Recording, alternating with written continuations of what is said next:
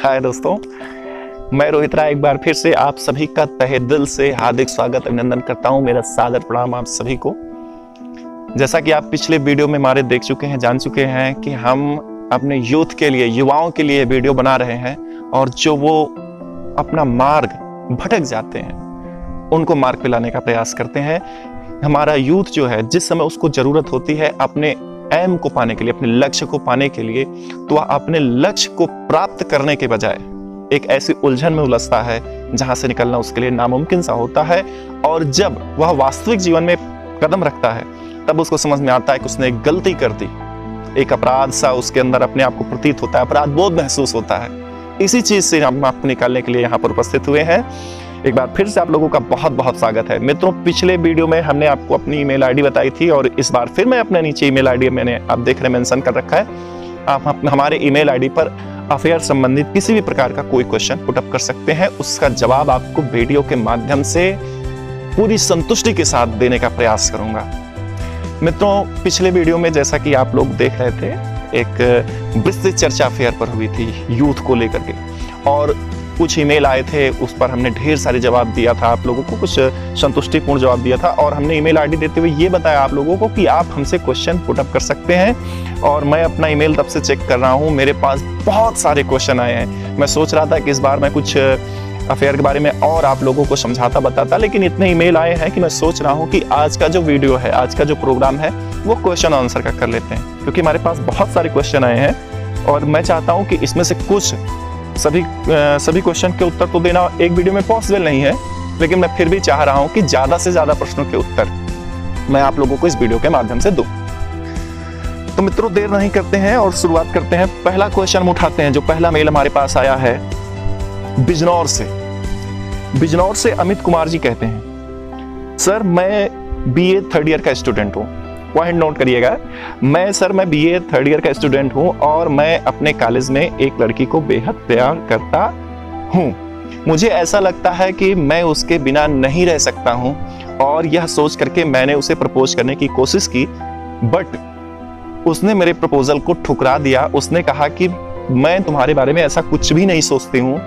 तब से मैं बहुत टेंशन में हूं, मैंने स्मोकिंग शुरू कर दी, मैं बहुत परेशान हूं, मैंने ड्रिंकिंग शुरू कर दी। सर प्लीज मेरा मार्गदर्शन करें, मेरा भविष्य अधर में है। अमित कुमार जी, सबसे पहले तो मैं आपको कहूंगा आप हौसला रखिए, पहली चीज। दूसरी चीज मैं आपको यह समझाना चाहता हूं कि आप प्रपोजल आपका स्वीकार नहीं किया गया तो आपने स्मोकिंग शुरू कर दी, कुछ दिन बाद आप ड्रिंकिंग शुरू कर देंगे। तो प्रिय मित्र, जो स्मोकिंग और ड्रिंकिंग कर रहे हैं, इसका अफेयर से कोई ताल्लुकात नहीं है। मैं क्लियर कर देना चाहता हूं कि यह सिर्फ और सिर्फ एक शौक है, बस और कुछ नहीं। सिर्फ एक शौकवश व्यक्ति स्मोकिंग करता है, ड्रिंकिंग करता है, बाद में हैबिट बन जाती है और हैबिट बनने के बाद वो कहता है क्या करूं, मुझसे नहीं छूटती है शराब। कल को प्रपोजल एक्सेप्ट कर लेगी आपका ना, तो आपकी हैबिट जब पड़ी रहेगी सिगरेट पीने की, तो आप कहेंगे कि अब तो शौक से पिएंगे हम, क्योंकि उसने एक्सेप्ट कर लिया। दूसरी चीज, प्रपोजल एक्सेप्ट नहीं किया तो आपने इतना बड़ा कदम उठा लिया। आप हमारा पहला वीडियो देख चुके हैं, उसमें हमने आपको बताया था कि प्रेम, जो तीसरा पॉइंट हमने बताया था कि प्रेम निवेश करने के बाद कुछ उपेक्षा करता है। जैसे आप अमित कुमार जी, अभी आप बीए थर्ड ईयर के स्टूडेंट हैं, आपने अपने क्लासमेट को प्रपोज किया। प्रपोज करने के बाद आप तुरंत ही एक्सेप्ट करना चाहते थे, जानना चाहते थे कि वो आपके प्रेम को एक्सेप्ट कर ले। आप उसे गुलाब पकड़ाए, वो तुरंत हाथ में ले ले, हाँ अमित जी मैं आपका वेट कर रही थी, बहुत थैंक यू। अब आप क्या करेंगे? अब आप उसको उसकी स्वतंत्रता को छीनने का प्रयास करेंगे। उसका जो भी XYZ समथिंग नाम होगा, आप उससे कहेंगे कि तुम यहां मत जाओ, तुम वहां मत जाओ, तुम ये कपड़े पहनो, तुम इनसे मत मिलो, तुम उनसे मत मिलो। और उसके बाद क्या होगा?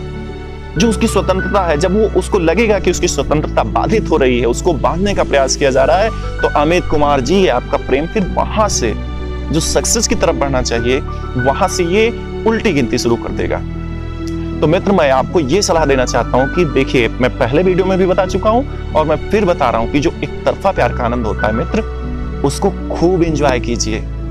दो तरफा प्यार में कुछ नहीं रखा है एक तरफा प्यार कीजिए, फुल एंजॉय लीजिए। आप उसको देखते हैं चुपके से, जो आपको आनंद मिलता है, सोने से पहले उसके बारे में जो सोचते हैं आप, जो आनंद मिलता है, वो इस बार वो आपको आफ्टर प्रपोजल नहीं मिलने वाला है। तो जीवन का आनंद लीजिए और अपना लक्ष्य निर्धारित कीजिए कुछ बेहतर करने के लिए। मैं यही आपको सलाह दूंगा। चलिए दूसरे ईमेल की तरफ चलते हैं। एक मेल और आया है हमारे पास मध्य प्रदेश सतना से। ये एक लड़की का मेल है और इन्होंने अपना नाम लेने से मना किया है। चलिए कोई बात नहीं, मैं आपका नाम नहीं लूंगा। इन्होंने बहुत लंबा चौड़ा लिख रखा है। ये लंबे चौड़े में लिख करके ये लिख रही हैं कि मैं बीए पार्ट 1 के स्टूडेंट हूँ। ओह, पार्ट 1 के स्टूडेंट हैं। और ये बता रही हैं कि ये एक लड़के से प्रेम करती हैं और वह लड़का जो कि इनका टीचर रह चुका है। ओह गॉड, इनका टीचर रह चुका है और इनको पढ़ाता था। अब इनका उनसे अफेयर चल रहा है। ये शादी करना चाहती हैं उनसे। हालांकि अभी तक इन्होंने उनको प्रपोज नहीं किया है, लेकिन वह इनका बहुत ख्याल रखते हैं, इनसे बात करते हैं, इनसे प्रेम से बात करते हैं, इनके हर प्रश्नों का जवाब देते हैं। तो इनको ऐसा लगता है कि कहीं न कहीं वह भी इनसे प्रेम करते हैं। ये जानना चाहती हैं कि मैं कैसे इस चीज को पता करूं कि वो भी मुझसे प्रेम करते हैं। आपने अपना नाम लेने के लिए मना किया है मैडम। मैं आपसे एक सवाल ये करना चाहता हूं कि आपने ये कहा कि आप ये जानना चाहती हैं कि अमुक लड़का आपसे प्रेम करता है या नहीं। मैं आपसे पूछना चाहता हूं, जान के आप क्या करेंगी? आप शादी करना चाहती हैं, इतना बड़ा डिसीजन आपने ले लिया। अभी आप पार्ट 1 में है बीए के। अभी आप जीवन में कुछ करने के लिए पहला कदम रखी हैं। छत पे जाने के लिए आपने सीढ़ी पर पैर रखा है। पहली चीज, इस एज ग्रुप में आने के बाद इस प्रकार की भावनाएं मन में जन्म लेती हैं। और इस प्रकार की जो भावनाएं जन्म लेती हैं, ये अभी आप 2 साल 3 साल ये आप कंप्लीट कर लीजिए, एमए कर लीजिए, स्नातक आप हो जाएंगी, तो आप अपने इन्हीं विचारों पर हंसेंगी, क्योंकि आपको लगेगा कि आप जो उस समय कर रही थी वो एक गलती थी। और मैं आपको बता रहा हूं कि इस समय जो आप कर रही है एक गलती है। या आप उनकी तरफ केवल एक आकर्षण के मात्र से प्रेरित होकर के उनकी तरफ खींची चली जा रही हैं। शादी तो बहुत बड़ी चीज है। शादी का मतलब यह है कि हम एक दूसरे को समझें, एक दूसरे को पहचानें, जानें, एक दूसरे की भावनाओं की कद्र करें। और किसी को देख करके हम ये नहीं समझ सकते हैं कि ये हमारी भावनाओं की कद्र करेगा। हाँ, वो आपको जो है आपके सभी प्रश्नों का उत्तर देते हैं, आपके जो भी प्रॉब्लम्स रहती हैं उसको सुनते समझते हैं। तो जरूरी नहीं है कि किसी व्यक्ति इस प्रकार की बातें हमसे करता है उसके लिए उसके मन में भी आपके लिए वही फीलिंग हो। मैं आपसे भी कहना चाहूंगा कि आप इसका पूरा आनंद उठाइए एक तरफा प्यार का, लेकिन आप इसमें एक भी कदम आगे बढ़ने से पहले 1000 बार सोचिए। और इनके इस ईमेल के उत्तर को देते हुए मैं जो भी हमारा वीडियो देख रहा है हमारा यूथ, मैं सबको कहना चाहूंगा कि आप सिर्फ एक पॉइंट को ध्यान दिया करिए। जब भी आप किसी को प्रपोज करने जा रहे हो, जब भी प्रपोज के बाद शादी जैसा महत्वपूर्ण निर्णय लेने जा रहे हो, जब भी आप कोई बहुत बड़ा कदम उठाने जा रहे हो अफेयर को लेकर के। कुछ लोग ऐसे होते हैं जो सोचते हैं कि मैं कुछ समथिंग कर लूंगा, मैं कुछ बना लूंगा, कुछ बिगाड़ दूंगा। ऐसा कुछ भी आपके मन में विचार आए तो एक बार 5 मिनट का समय निकाल करके बैठ जाइए शांति के साथ। आपके इर्द गिर्द कोई ना हो, बहुत विशेष ध्यान से सुनिएगा मेरी इस बात को जो मैं अब बताने जा रहा हूं। जब भी आपके अंदर ऐसी कोई फीलिंग आए कि अब सब कुछ निरर्थक हो गया, कोई मतलब नहीं है, मेरा प्रपोजल एक्सेप्ट नहीं किया गया, मान लीजिए आपने किसी प्रपोज किया, वो उन्होंने एक्सेप्ट नहीं किया, या आप शादी जैसे महत्वपूर्ण निर्णय की तरफ बढ़ने लगे, 5 मिनट के लिए धैर्य के साथ 5 मिनट के लिए एक ऐसे स्थान पर बैठिए जहां आपको कोई डिस्टर्ब ना करता हो। शांत हो जाइए, एकदम शांत और चित्त ध्यान लगा करके आप अपने आप से यह सवाल करिए कि मैं जो कदम उठाने जा रहा हूं इसका 2, 2.5, 3, 5 साल बाद इसका भविष्य क्या होगा।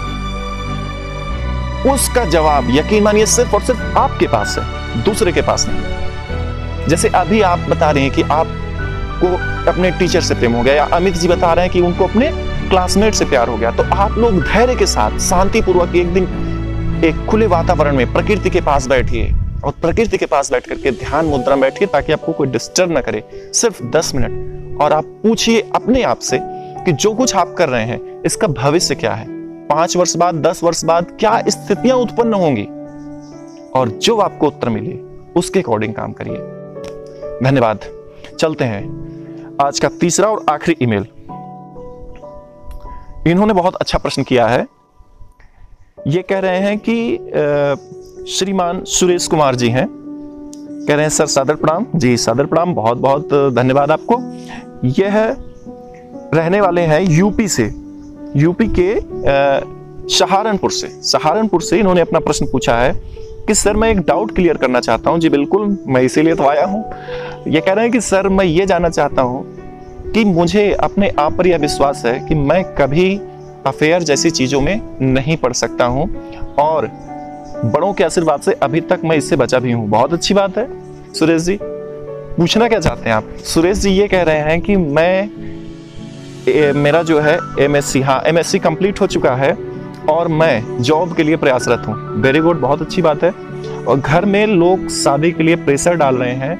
मैं शादी के बारे में किस प्रकार का निर्णय लूं ताकि जो मेरा जीवन साथी है मैं उसे पूरा प्यार और सम्मान दे सकूं, ताकि हमारे बीच किसी प्रकार की अंडरस्टैंडिंग में कोई प्रॉब्लम ना आए।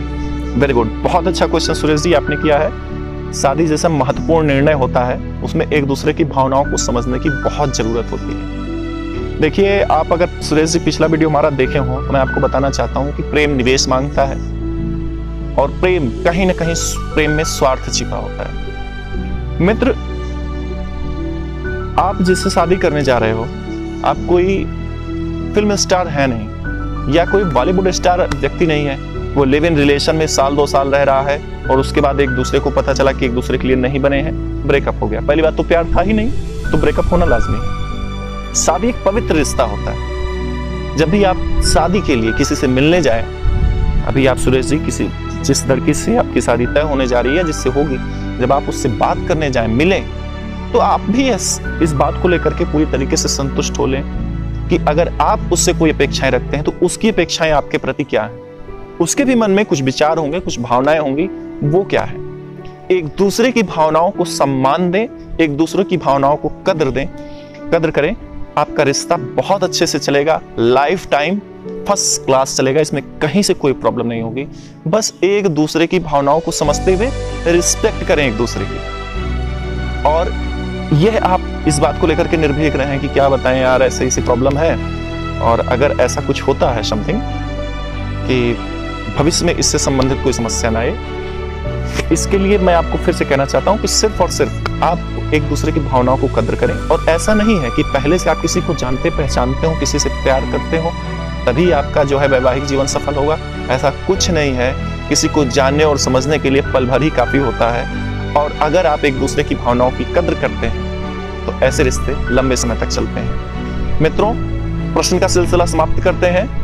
बहुत सारी ईमेल है, अगले वीडियो में मैं उन सभी ईमेल का जवाब देने का पूरा प्रयास करूंगा।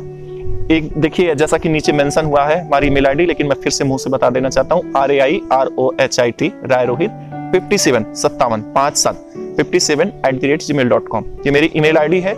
इस पर आप अपना अफेयर से संबंधित किसी भी प्रकार का कोई भी प्रश्न कर सकते हैं। आपको कोई प्रॉब्लम आ रही है, आपके वैवाहिक जीवन में कोई समस्या आ रही है, आपको अपने प्यार से संबंधित कोई समस्या आ रही है, कुछ भी आपके मन में डाउट है यूथ के मारे, तो वो मुझसे सीधे सवाल कर सकता है। अगर आप चाहेंगे तो मैं आपके बिना नाम बताए हुए आपको उत्तर देने का प्रयास करूंगा और चाहूंगा कि मेरे आंसर से आप पूरी तरीके से संतुष्ट हों।